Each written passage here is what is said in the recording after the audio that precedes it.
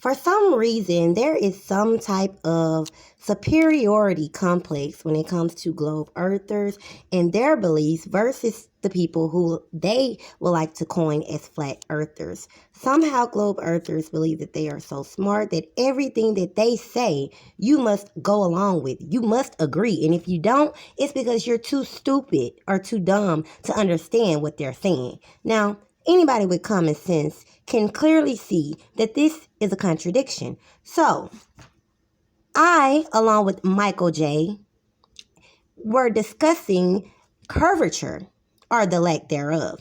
And Michael J., as well as all globers, love to say that the sun goes behind the curve. And I said that that means downwards. And he agreed that it was relatively downwards.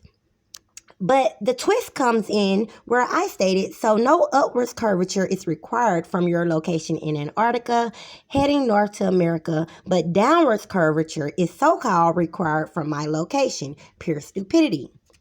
Because he stated to me that the sun goes behind the curve, meaning downwards, relatively downwards. Any proof of upwards curvature, still not a phrase that makes sense. It would be downwards curvature since the curve goes downward from your location. For one, Michael J. doesn't even know my location.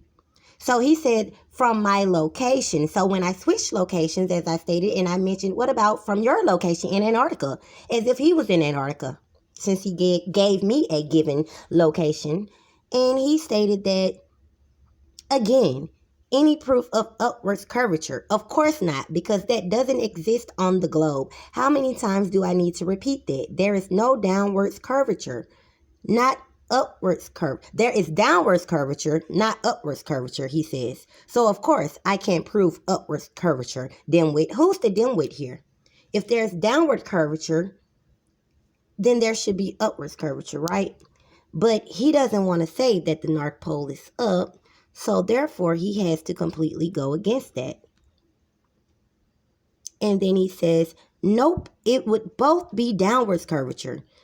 So if you're going from the North Pole to the South, he's saying that that will be downwards curvature. And if you're going from the South Pole to the North, he's also stating that that will be downwards curvature. When based on the globe Earth model, there is nothing downwards or below Antarctica.